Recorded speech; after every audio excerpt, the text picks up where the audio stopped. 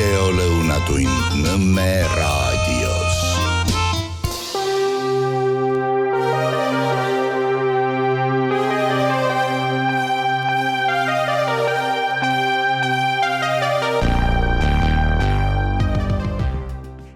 Tere ja mõtlev Nõmme raadio kuulaja, vaataja. Minu nimi on Kertu Luisk ja see siin on Vabaduse hääl. Saade järjekorra numbriga 84. Alles see oli, kui see saade sai oma esimesed numbrid sisse loetud ja ma isegi ei teadnud, mida ma teen või mis siit välja peaks tulema. Elu lihtsalt kandis sellesse hetke ja nüüd on täitsa imelik vaadata seda numbrit 84. Ja tagasiside nende kõigi saadete jooksul on olnud seinast seina. Ja viimasel ajal võib-olla seoses sellega ka, et ma ise saates ütlen, et võib-olla miski puudutas. Aga kõige südamelähedasem vist ongi see tagasiside, kui inimesed kirjutavad või helistavad ja ütlevad, et miski saates kuuldu puudutas. Ja selles perverses maailmas see kõlab natuke puudutamine nagu mingi siuke negatiivne asi võib-olla mõndade jaoks, aga see on selline hingeline puudutus. Ja ma ise ka mingites hetkedes kedagi kuulates, midagi vaadates, ma tunnen ära selle, et miski puudutab, miski läheb korda. Ja seda puudutust saab tunda ainult siis, kui sa oled kohal, et kui sa oled kuidagi rööprähkled ja teed mitut asja korraga ja oled kuidagi omadega laiali, siis see hing ei ole nii kergesti puudutav ja siis on hea teada, et inimesed ikkagi kuulavad ja on ühenduses kuulduga. Ja kui varasemalt mu YouTube'i kanalil oli helikvaliteet väga-väga kehv, siis inimesed kirjutasid, et üldse ei kuule hästi. Aga see ongi nii, et sa ei saa samal ajal nõusid pesta või mingeid muid asju teha. Muidugi tänapäeva inimesed vist nõusid väga palju ei pesegi, et on olemas ju nõudepesumasinad. Ja lihtsalt naljakas sõik vahele, kuidas köögimööblit tellides mööbli tegi ja vaatas mind väga kummalise pilguga, kui ma ütlesin, et nõudepesumasinat ei tule, et lastel on tööharjumust vaja. Mitte, et nad väga neid nõusid nüüd peseks, et võib-olla mingi hetk see muutub. Nii see selleks väga laiali ära muidu omadega. Ja eelmise saate tagasiside peale üks naisterahvas ütles midagi, mis mul jäi ütlemata saates. Aitäh, Jana! Et polüamoori ja see on tegelikult armastuspuudus, sest sa otsid seda muudki väljaspoolt. Et see nädal ka üks looduskosmeetika klient mulle ütles, et ta tahab oma nahka korda saada ja siis kuna ma olen temaga pikalt suhelnud, siis ma lõpuks saingi aru, et seal see nahk on lihtsalt viis välja elada mingit muud frustratsiooni ja siis ma selgitasin ka talle, et mida mina tajun kogu selle tema teekonna juures ja et asi ei olegi lõpuks selles kosmeetikas või toodetes, vaid see, milline on tema suhe iseendaga ja ta ütles, et tal on lihtsalt vaja, et keegi väljas, et keegi võtaks teda sellisena, nagu ta on. Mille peale ma ütlesin talle, et sa ei võta isegi ennast sellisena, nagu sa oled. Ja kui keegi tuleb, kes võtab sind sellisena, nagu sa siis oled, mis esiteks on väga keeruline, sest kui sa ise ei ole selles kohas, siis teine inimene veel ammugi ei pea seda teed, kuhu siis sinuni jõuda, kui sul endalgi on see enesearmastust ei avastamata. Ja siis ma ütlesin, et see oleks juba eos sõltuvussuhe, sest sa arvad, et tänu sellele inimesele sa oled kuidagi nagu valideeritud ja väärtuslik. Ja ma nii tundsin temas ära iseennast, seda oma õnne otsingu teekonda ja sellise iseenda siis peas mõtete veeretamise ma jõudsingi sinna kohta, kuidas tänasel päeval, kui ma eelmises saates mainisin ka, et me jutustame endale mingeid lugusid ja me ei oska neid lugusid õigel hetkel välja vahetada, et kui see lugu enam mind ei teeni ja on lihtsalt juba omadega täiesti tühjaks imetud ja sa peaks juba aru saama, et see lugu ei kanna sind, see ei anna mitte midagi, see on lihtsalt võib-olla mingi kuskilt kuuldud, kõrva vahele kinni enda asi ja siis ma sain aru, et mina ise nendel hetkedel, kus ma olen päriselt õnnelik, ma ei julge õnnelik olla, sest ma kardan, et see ei ole nagu ette nähtud, et see lugu, et kui ma olen nüüd väga-väga õnnelik, tänulik ja elan täiega, siis see kaob ära, sest see ei ole mul ette nähtud. Ja kui muudes eluvaldkondades on igasugu eduelamusi olnud, siis just see kõige lähedase lapsed ja perekond, kogu oma kärgperenduse kamma jaade peale olla nüüd punktis, kus kus ma olengi selles kohas ja mingit ma jõudsin ka selle teadvuseni, et paljud naised minu vanuselt, neil ei olegi veel lapsi, nad alles loovad seda oma ideaalset pere ja neil ongi siis see küpsus ja teadlikkus, et milline on see kaaslane, kellega neil oleks võimalik see unistuste elu luua, ka siis võivad asjad minna nässu, aga mingi siuke küpsus tuleb kasuks kindlasti.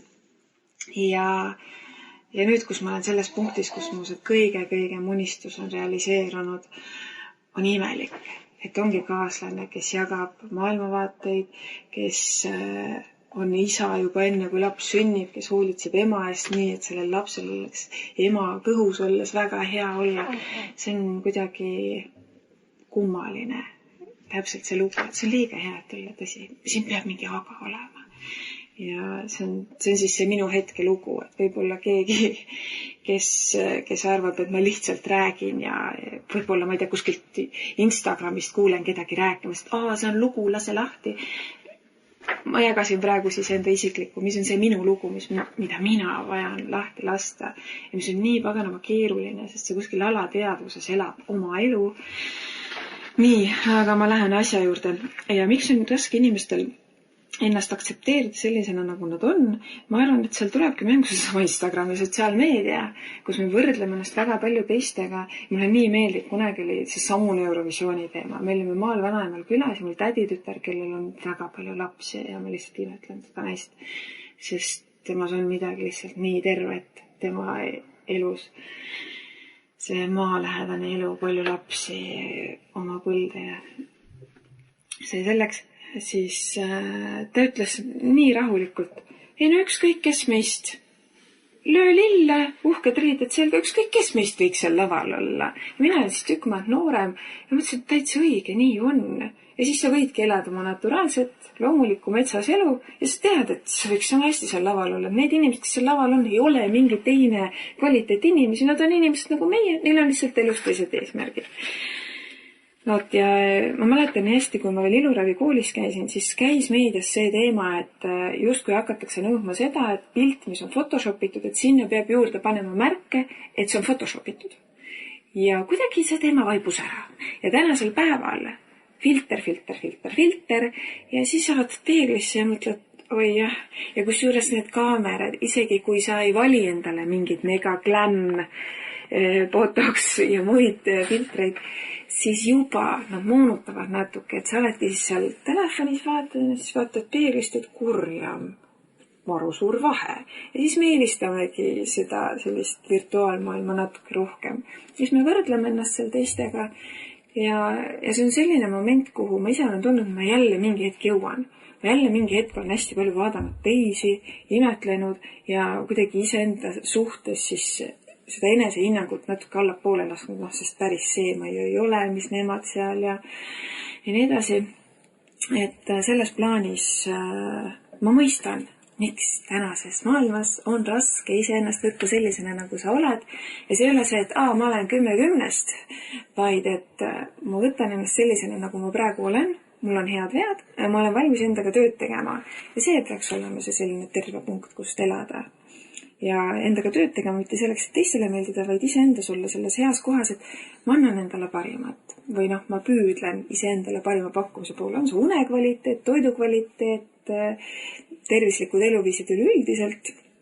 Ma ei summuta oma kehasignaale erinevate, on see siis toiduained või mingid meelt mõjutavad ained. Ja nii palju siis sissejuhatuseks.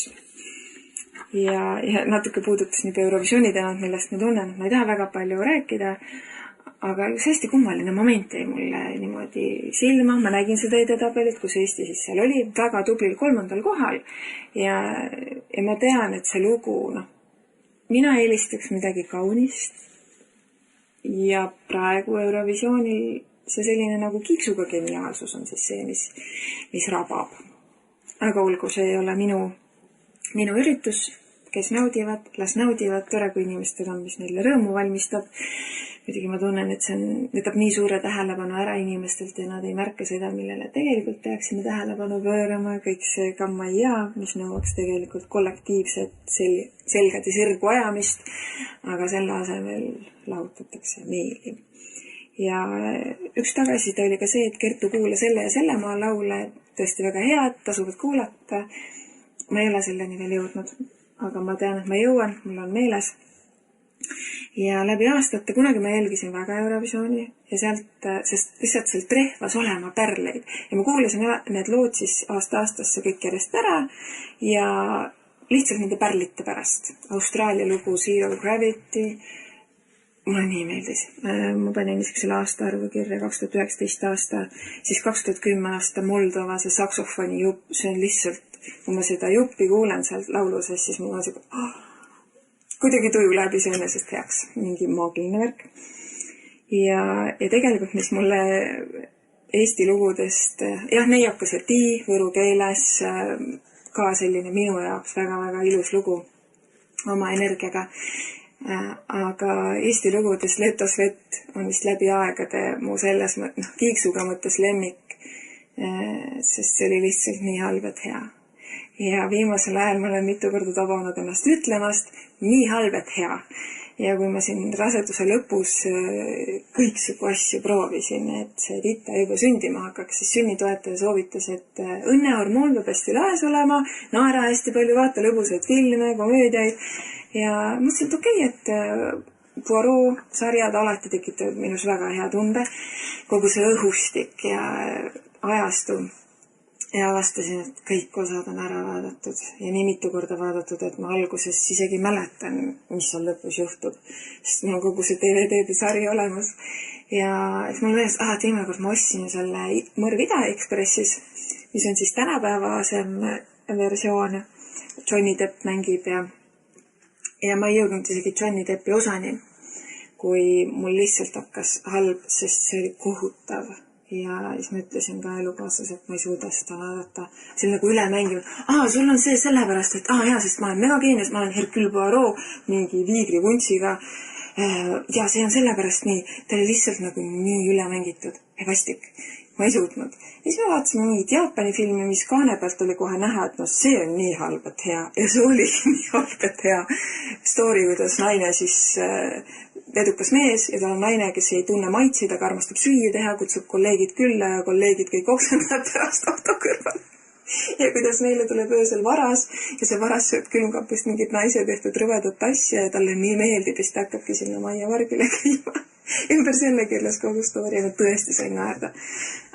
Täiega sain naerda, sünnitama ikka ei hakanud. Ja Ja ma jäin ka selle peale mõtlema, et kui Eesti oleks Eurovisiooni võitnud, siis see oleks päris palju maksma läinud. Võib-olla need riigid, kes vaatavad kõrvalt, eestlased, lollid, maksavad kõik need tsirkused kinni, mis välismaalt tellitakse, siis äkki meie ei pea nii palju maksma, on ju? Nad oleks võinud teada või me oleks võinud ise selgemalt väljendada, et ärge muretsege, Eurovisiooni korraldamine ei tule välismaale raha pumpamise arvelt, see tuleb ikka omade arvelt. Absoluutne vaesus on nii palju tõusnud, aga meil on veel inimesi, kes elavad ja elavad keskklassi allpool või keskklassi keskel või koguni seal ülemises otsas. Ärge muretsege, meil on veel kust lüpsta, aga see Eurovisioon ära teha. Küll me Ukrainasse saadame sama viisi edasi kuskile Somaaliasse, Aafrika digi arendame ära, et no worries, Europe, saatke punktena. Et siukselt mõttelt ma ennast tabasin. Ja kogu selle meelelahutuse kõige muu taustal viimane nädal kuidagi surma otsa. Ja siis ma jõudsin jälle oma leinateemadega kuidagi sina peale ja mõtlesin ka teiega jagada, kuidas mulle väga lähedased inimesed käivad unenägudes ennast näitamas väga õnnelikena. Ja kui te parasjagu olete leinapunktis, siis te võite selle inimese poole pöörduda, mitte meilitsi või messengeris, aga lihtsalt mõttes korraks olla endas hästi kohal ja öelda, et ta näitaks ennast sulle. Ja ma ei tea, võib-olla mõni liigitab selle mingiks surnumaagiaks, aga ma olen näinud neid inimesi väga õnnelikena ja see annab nii hea tunda, sest kui sureb noor inimene, see on raske, see on ebaloomulik kuidagi. Kui mu vanaema suri, mul oli nii hea meel, mul oli nagu selline tunne, et ma tundsin nagu tema hinge kergendust endal rinnus, see oli just nii hea. Sest ma nägin, kui raske tal oli, ma nägin, kuidas teda hoiti elus hoidmise pärast, aga tema oli väsinud. Ja ja ma nutsin õnnest ainuüksi sellepärast, et ta sai surra oma kodus. Ta ei viibinud tol hetkel kuskil sugulaste juures hooldada, mis oleks olnud ka parem kui kuskil hooldekodus või haiglas. Ja enne oma surma mõnda aega ta oli haiglas, käisin teda seal vaatamas, päris õnnatu. Ja siis ta sai koju, oma enda koju ja suri seal. Ja kui ma seda kuulsin, siis ma lihtsalt nutsin õnnest. Ja huvitav oli ka see, et mul keskmine, nüüd ei ole enam keskmine, teine laps oli lasteaias tol päeval. Ta oli siuke 3-aastane äkki. Ja ta tuli lasteaiast tõin koju, siis ta rääkis, kuidas vanaema käis teda lasteaias vaatamas. Ja ma mõtlesin, et huvitav, kas minu ema või. Ja ei käinud minu ema. Ja sel hetkel, kui ta oli siis surnud oma kodus, Julia sõnul käis vanaema teda lasteaias vaatamas. Ja ta ütles, et vanaema oli kurb, et ta peab ära minema. Ja siis korraks mul oli raske, et tal vist oli ikka nagu paha ära minna, et ta oli kurb. Aga jah, sellised natuke kummalised lood. Ja huvitav on ka see, et näiteks nüüd on hästi palju jälle seda, kuna see algoritm toob rohkem neid vaksinegatiivseid asju esile, siis levivad rohkem ka need lood ja seda suurem ka vastutöö. Igasugu beebi- ja sünnitusgruppides on varikontodega tegelased, natuke viskab MTÜ Vox Rationise haisu, sest nad ise Anule tunnistasid, et oma nimega ei saaks. Et varikontod on, siis tegutseme vapralt. Ja seal siis käib maru aktiivne vaksipropaganda. Jolleri proua ilge kampaania käib, kuidas WHO ja nüüd järgmine pandeemia, juba joos. Jah, võib-olla me ei tea, mis järgmine taud ongi, aga juba midagi hakkame manustama ja rahasid liigutama. Päris masendav. Aga üks mu lapsepõlvesõbranna surigi vaktsiini tagajärjel. Ta kirjutas mulle peale vaktsineerimist, ütles, et Kertu, minuga midagi väga valesti. Ja ma nägin teda unenäos, ta oli väga õnnelik. Ja siis ma tundsin, et talle kingiti siis see nii-öelda, ma ei tea, kuidas see mal täpselt käib, pole käinud nii lähedal. Aga ta on nagu paradiisis, ta on õnnelik. Ja siis ma mõtlen nende peale, kelle pärast need inimesed läksid enne aega ära. Ja ma ei usu, et nemad ju nii õndsesse kohta, nagu näiteks see lapsepõlvesõbranna. Seda on, ilus on näha, et on ilusas kohas. Muidugi oleks tore, kui ta oleks veel meie seas. Aga vähemalt ma tean, et see hing on leidnud rahu.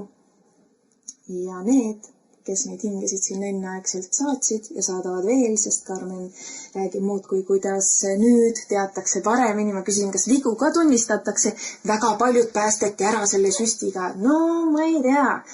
Pigem ma tean neid, kes ikka jäid haigeks, ikka jäid raskelt haigeks, kes ka surid selle süsti järgselt või kes tänasel päeval võitlevad oma turbovähkidega.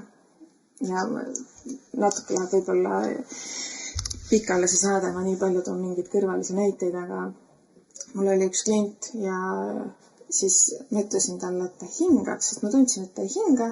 Ja siis ma ütlesin, et vabalt võid hingata, Covidit ei ole enam, Selveri turval ei ole enam maski ees. Ja päris tõsiselt, paar nädalat tagasi nägin, et inimene ei kanna enam maski.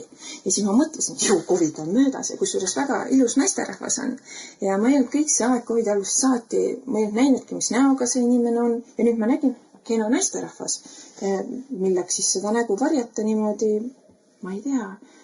Et täitsa kurb oli isegi näha, et oleks ta siis mingi jube olnud, et siis kasutad seda maski varianti, et mitte saada inimeste pilkusid, mis siin veenavad, jah, et sa oledki kole, vaid ilus naine ja teeb enda näoga nii kurb.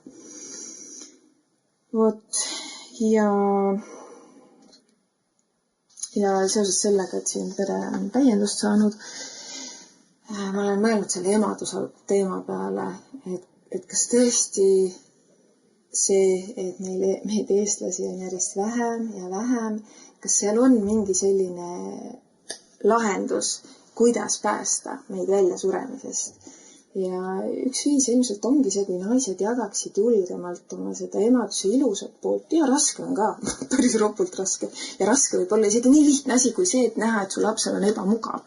Kui sa näed, et su laps seisab silmitsi mingi asjaga, mis sa tunned, et talle tekitab sellist ebamugavust. ma ei tea, on see mingi krooksuke, mis ei tule nii kergelt välja, on see mingi sõbranna öeldud asi, mis riivas, tõi pisaragi silma. Juba sellised asjad on tegelikult emaduse juures päris raske. Ka sellised, et kui saaks, ma võtaks need asjad neilt ära. Aga see on elu.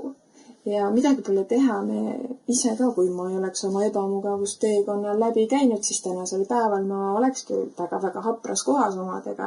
Need ebamugavusi tuleb muudkui juurde. See ongi elu. Ja seda peabki lubama, aga lihtsalt emana kõike nagu elad läbi enda. Aga positiivse poole pealt neid naisi, kes kogevad kas või seda sünnitust sellise kerguse ja kõige muuna, ma ei näe neid lugusid nii palju. Et jah, ma tutvusringkonnas niimoodi vahetult suheldes, aga ma tunnen, et kuskilt võiks see info mitte ka niimoodi, et kuulge, et see on lust ja lillepidu ja sünnitus saab nagu köhida. Mitte seda ka, aga lihtsalt ma tean naisi, kellel ongi paaniline hirm sünnituse ees. Ja kus sa siis jääd rasedaks ja kõik need rasedushormoonid absoluutselt kuuldub iga asja võimendavad. Päris raske on. Ma olen seda mitu korda läbi teinud, aga just see, et minul oligi raseduse lõpus juba kõiksugu hirmud krutistid täiega. Ja mul olid inimesed, kelle poole ma sain pöörduda, kas või elukaaslane, kes ütles, et muretsemine on kõige mõttetum asi, mida praegu teha. Ja täpselt nii oligi, aga mul oli vaja, et keegi aeg-ajalt seda mulle ütleks. Ja sünnitoetaja, ämmaemad, nende toetavad sellised sõnad. Kui naised tunneks ennast rohkem hoituna seal teekonnal, siis ma arvan, et meid ka oleks rohkem, sest ma tean naisi, kes on teinud ühe korra läbi selle raseduse sünnituse ja ütlevad ei iial enam. Ilmselt seal ongi taga see, et nad ei ole tundnud, et nad oleks piisavalt hoitud olnud ja just see tugivõrgustiku poole puudumine. Ja ma tunnen, et siin ka natuke sotsiaalmeedia mängib rolli, et me justkui suhtleme, aga kui sa inimesega suhtled otse, siis see puudutab teistmoodi. See energiavahetus lihtsalt toidab mõlemaid vastastikku, mitte nii, et praegu sa kirjutad, annad energia, teine kirjutab, annab energia, aga kummalegi ei jõua kohale päris see, mis see sinna sisse pandud. Ja meie lastel ilmselt saab see veel keerulisem olema, sest nemad viibivad veel rohkem selles virtuaalmaailmas. Ja nüüd oligi olukord, laps tuli nii hilja minu jaoks tagasi koju ja samal ajal ma mõtlen, et aga ta oli õues, mängis sõpradega, õhtul kell 8 on natuke hilja mu jaoks. Ta mängis sõpradega õues värskes õhus ja siis ma jälle kutsun ennast korrale, et Kertu, et võtta rahulikult, ära mõtle üle ja parem öelda ise endale, et ära mõtle üle. Sest kui sa kõrvalt ütled inimesele, kes mõtleb üle, et ära mõtle üle, või inimesele, kes on väga närvis, et rahune maha, siis see ei rahusta maha, see ei võta üle mõtlemist ära, siis peab kuskilt iseenda seest tulema see selline tarkus. Ja huvitav on ka see, et seoses sünnitusega sattusin nägema ühte videot, see oli vist eelmise sajandi keskpaigast midagi taolist, aastaarvu ei mäleta, kus tänavaküsitlus oli ja naiste käest küsiti, kas mehed peaksid olema sünnituse juures ja naised olid peaaegu kõik. Ei, see on naiste asi. Ja mehed, jaa, et nemad hea meelega oleks sünnituse juures. Ja see on ka mingi selline asi, mis ma tunnen, et kuidagi kui ma vaatan neid lugusid, kus naised jagavad oma sünnitust, tegelikult väga paljud mehed on juures niimoodi, et nad ongi nagu loomulik osa. Ja COVID-i aegu ma tean, et Võrru käisid paljud sünnitama, sellepärast, et Võrus võis mees kõrval olla, mujal ei tohtinud, sest COVID. Ja väga paljud sünnituskogemused said ka seetõttu kahjustatud, sest sa ei tunne ennast ju võõrastest inimestest ümbritsetuna nii hästi, kui sul on see oma kaaslane kõrval, kelle laps see ka on, keda sa kannad. Ja selles plaanis ma tunnen ka, et hea on, kui info liigub, hea on, kui inimesed oma lugusid jagavad julgelt, ausalt ja see ka ilmselt inspireerib julgema. Ja ma just täna nägin üks tuttav, kes jagas hästi ausalt oma teekonda, ma olen siin saates varem sellest rääkinud, kuidas tahtis teha aborti ja kuidas kõik läks nässu, kuidas talle näidati ikkagi seda terved loodet ja kuidas talle ei tahetud teha seda kirurgilist aborti. Ja kuidas ma nutsin too hetk, kui ma nägin, et ta tegi postituse, et ta läheb teeb abordi ja ma tahtsin veel reageerida, et ära mine, siis ma mõtlesin, et see on nii vana postitus, ta on juba haiglas ära käinud. Ja ma lihtsalt nii nutsin. Ja kui ma hiljem nägin lugu, kus ta kirjeldas, et nässu läks ja kuidas tal ikkagi ei õnnestunud seal seda aborti saada, et igasugu asjad, see, et talle näidati seda tervet last ja öeldi, et kõik on hästi temaga ja kuidas seda kirurgilist kohe ei lubatud ja ka maiatati. Ja siis ma nutsin õnnest ja siis ma kirjutasin ka talle, tänasin, et ta jagab seda lugu. Ja täna ta jagaski, miks ma sellest räägin, täna ta kirjutas, et ta ei kujuta täna ettegi, et ta oleks selle imelise olendi siis ära hävitanud niimoodi. Ja see on ka asi, mis ilmselt naisi, kes on sellel teelahkmel ja hirmus ja kui sul, minul on iga rasedusaega küsitud, et mis plaan on stiilis niimoodi erinevates sõnastustes, et ja kas sünnitame ja nagu mis küsimus. Aga kuna see on kuidagi selline, minu keha, minu valik, mis võiks olla eostamise hetkel või selle vältimise hetkel, minu keha, minu valik, mitte siis, kui keegi juba oma kehaga sinu sees on oma hingetee valiku teinud. Ja just nendele naistele siis tuua see näide, et sa olidki kohas, kus see tundus ainuõige ja kuidas elu juhatas sind sellest välja ja sa julgesid usaldada elu. Ja see, kuidas see naisterahvas tegelikult mitte mingi nipiga oleks tohtinud rasedaks üldse jäädagi, aga jäi. Ja tema, ma ei mäletagi, mis staažiga tal see ämmaemand oli, ütles, et tema kogu karjääri jooksul, ametiaja jooksul teine selline juhtum, kus sellisel juhul üldse laps tuleb. Ja ta ütles ka selle naisele, et me kõik oleme sündinud kellegi armust. Ja see lihtsalt hästi liigutav lugu. Ja on naisi, kelle puhul ma näen, et nad on midagi nagu läbi elanud, miski on neis nii katki ja ma kahtlustan, et paljude puhul ongi see lugu, kus nad on valinud selle tee, et nad teevad midagi nii ränka, sel hetkel ilmselt täiesti nurka surutud tunde pealt. Selles plaanis ma ei mõista hukka, ma ju ei tea, mida keegi tunneb. Minul on ju perekond taustal, et ma tean, et mul on inimesi, kelle käest abi küsida, aga sa oled täiesti üksinda. Ja hea, kui me siis teame neid näiteid, et ka väga-väga raskes olukorras on võimalik see olukord pöörata iseenda kasuks ja tulla sellest raskest ajast läbi ja mitte endale tekitada sellist eluaegset traumat ja kahetsust. Ja nii, aga ma rohkem ei tahagi väga pikaks saadet venitada, sest ilmad on ilusad, tasub õues olla hästi palju ja nautida seda aega, sest aeg läheb praegu väga ruttu. Võib-olla on see seotud sellega, et mul on kuidagi see öö ja päeva rütm praegu üsna sassis.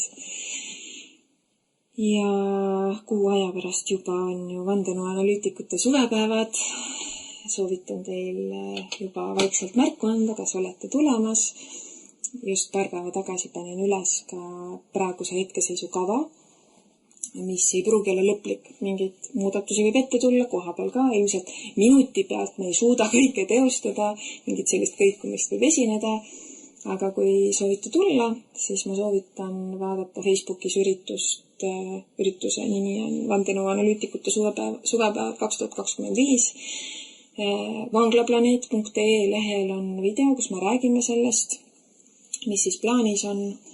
Viimases postituses sai välja toodud ka esinejad, kes on siis reede ja laupäeva õhtul. Ja minus on hästi suur elevus, ma juba ootan seda energiat, mis seal on, see selline sumin ja elu. Päris huvitavad ettekanded on laupäeval plaanis. Neid me kavasse nüüd lahti ei kirjutagi, las jääda väike üllatusmoment. Koha peal siis paneme küll selle paika, et inimesed tahaksid orienteeruda, et millal siis nad tahavad, kui on mingi teema, mis nii väga ei paku või saavad siin iga näiteks käia lõuna, söögil või midagi muud teha või saunas. Ja egas siis muud midagi. Eelmise saate lõpun ma mõtlen, et saade sai juba läbi ja võrakeelist osa eest tulebki. Ja ma tiiä, et on minemiisikin ja väga tahtva taad kiilt kuulda. Ja mulla on tuu üle väga hää miil, sest nii eestlase meid on veido, nii kiil on väikene, sillokene, eesti kiil. Aga ma esitunnet, kui me hoiame võrokilt, mis on väga palju kõrdi viil väikumb, siis kui me hoiame neid väikeisi kiili, siis on eesti keel ka hoitu. Ja ma isegi ei tea, mis loogika seal takana on, aga mul on saanud tukkav tunne. Ja ma tunnen nagu ega kotus, ega kihelkond, maakond, kui inimesi seal kotuse peal hoitva ja väärtusta see uma, sest ta on nagu selline rakuline moodustis, kui ega rakk on terve, hoitu, siis ka ta Eesti tervikuna on hoitu. Ja ta mõte kandmind väga. Ja tuupärast ma tunnagi, et meil tule üksteisele toes olla, kui ongi mänsegi väljakutse. Ja siis me saame igasugu silte külge, sest tähendane valitsus väga kart, kui inimese kokku hoitva, tiieti küll, rändaktivisti ja muu sõna. Ja tuud tohi tegelikult karta. Rändaktivisti päriselt või rändtsirkus ja nii edasi oma vanuug ja käiva müüda Eestit ringi ja tahtva meile maha müüva midagi, mis oli nii hääs. On ta siis sõatööstuse kammaja, mis mulle paihtapäev tegi isegi nagu nalja, et päriselt mõtledi, et mina hakkame siin Eestin häutame ära oma maa, ajame eestlase ära, reklaamime, kuis Hispaanian on väga hea elu ja siis võidame Vinnemaad või nagu ei klapi mu ennast asi. Ma tunnen ühe inem, et me päris väindlase asuva valitsusen ja omavalitsusen. Sest kui omavalitsusen on oma inemiseg ja kurtva, et latsi üldse ei sünny, vai, kui kurb, tekke rohkem latsi ja samal ajal presva kaitsetööstust. Sest ma tunnen nagu, et kaitsetööstus ja suured pere ja sääne nagu idüll pere elu käinud kokku. No joht ei käi. Aga ta on sääne nagu poliitikide värk. Ne ütlesegi tuud, mida on vaja ütelda, et paista hää. Nii et tas kinnitsida ussi takan, tuu oli oluline. Ja kui ma kõnele, mida nä seal kõnelase ja tahta ja nõudva, siis mille väga kipõsta tülly. Ja säänsit olukordi on mul olnud küll ja viil. Ta paari aasta joosul, kui ma olen olnud poliitikan aktiivne.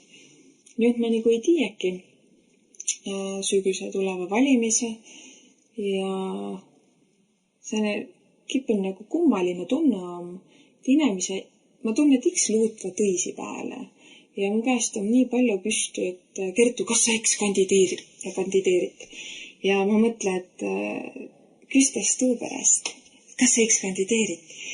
Et ma siis nagu esindasi inimesi, et nä ei peasi midagi tegema. Ja siis ma mõtlen, et kui sa oled mõtlev inimene, hoolit, sul on eluenergiat, mida panusta, siis mille sa ei kandideeri?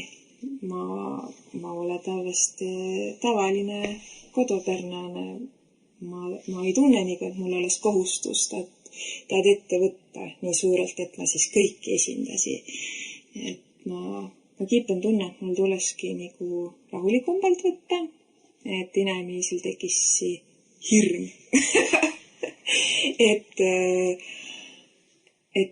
keegi ju pead meid esindama ja kui ma kandideersin eelmise kohaliku valimise, siis mul oligi ta tunne, et ma olen esindatud. Ma pead minema hinda ja oma latsi ja tuleviku eest saisma. Inimesel on vaja tuud tunnet, et mul ole õig kellegi teise peale luuta, kui esi hinda ja sõssa astub püstu ja leiata oma väe. Vot, sään sa mõtte saata lõppu. Ja jälki ma looda, et oli midagi, mis teid putut. Ja mille üle mul on viil väga hää miil, et neil pojakana Georg oli väga hää magaja ja eks teil omaga latsas siis tiedätti, kuis neil ongi saane nagu natuke kipen nagu komma teeta vasta piten asju, että saatte tähendab las Georg ilosa äärtete. Et või ütelda, että saat nii tekse neid katekõisi.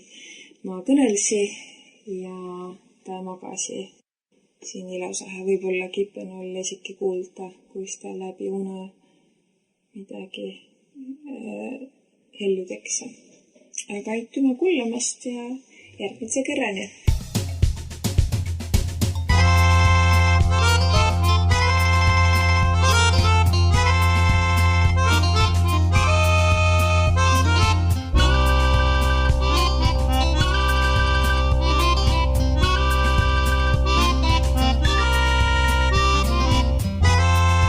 Saade on salvestatud 2025. aastal.